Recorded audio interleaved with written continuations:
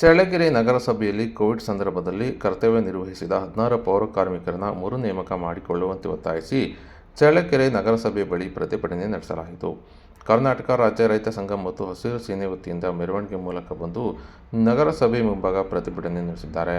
ಇನ್ನು ಮಹಾಮಾರಿ ಕೊರೋನಾ ಬಂದ ಸಮಯದಲ್ಲಿ ಇಡೀ ದೇಶವೇ ಸ್ತಬ್ಧ ಸ್ಥಿತಿಯಲ್ಲಿದ್ದ ಸಂದರ್ಭದಲ್ಲಿ ಅದನ್ನು ಮೆಟ್ಟಿ ನಿಂತು ಕರ್ತವ್ಯಕ್ಕೆ ಹಾಜರಾಗಿ ಕೊರೋನಾ ವಿರುದ್ಧ ಹೋರಾಡಿ ಸಮಾಜವನ್ನು ಯಥಾಸ್ಥಿತಿಗೆ ಬರಲು ಮುಖ್ಯ ಕಾರಣ ಪೌರ ಕಾರ್ಮಿಕರಾಗಿದ್ದಾರೆ. ಅಂತಹ ಪೌರ ಕಾರ್ಮಿಕರನ್ನು ಚಳ್ಳಕೆರೆ ನಗರಸಭೆ ಅಧಿಕಾರಿಗಳು ಸುಮಾರು ವರ್ಷಗಳಿಂದ ಕರ್ತವ್ಯ ನಿರ್ವಹಿಸಿದವರನ್ನು 16 ಪೌರ ಕಾರ್ಮಿಕರನ್ನು ಕರ್ತವ್ಯದಿಂದ ವಜಾಗೊಳಿಸಿ ಬೇರೆಯವರನ್ನು ಆಯ್ಕೆ ಮಾಡಿಕೊಳ್ಳಲು ಹೊರಟಿರುವುದು ತುಂಬ ಅನ್ಯಾಯವಾಗಿದೆ.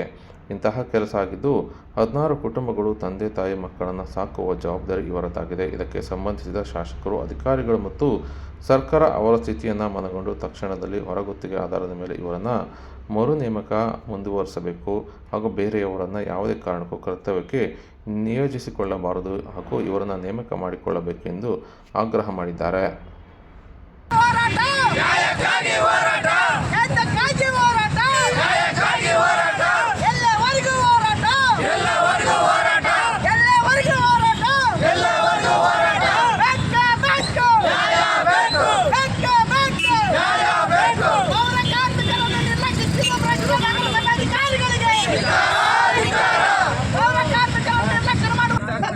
ಎಸಿ ರೂಮ್ಗಳಲ್ಲಿ ಕುಳಿತುಕೊಂಡು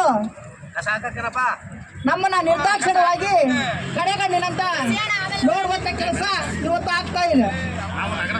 ಇವತ್ತು ನಗರಸಭೆಯ ಭ್ರಷ್ಟ ಅಧಿಕಾರಿಗಳು ಇಡೀ ಕರೋನಾ ಬಂದು ಇಡೀ ದೇಶನೇ ಸ್ತಬ್ಧ ಸ್ಥಿತಿಯಲ್ಲಿದ್ದಂಥ ಸಂದರ್ಭದಲ್ಲಿ ತಮ್ಮ ಹೆಂಡತಿ ಮಕ್ಕಳನ್ನ ಹಾಗೂ ಕುಟುಂಬವನ್ನ ಬದಿಗೊತ್ತಿ ಅವರ ಜೀವವನ್ನೇ ಪಣಕ್ಕಿಟ್ಟು ತಮ್ಮ ದೇಶದ ಸ್ವಚ್ಛತೆಯನ್ನು ಕಾಪಾಡಿದಂಥ ಕ್ರೆಡಿಟ್ ಪೌರ ಕಾರ್ಮಿಕರಿಗೆ ಸಲ್ಲಬೇಕಾಗಿತ್ತೆ.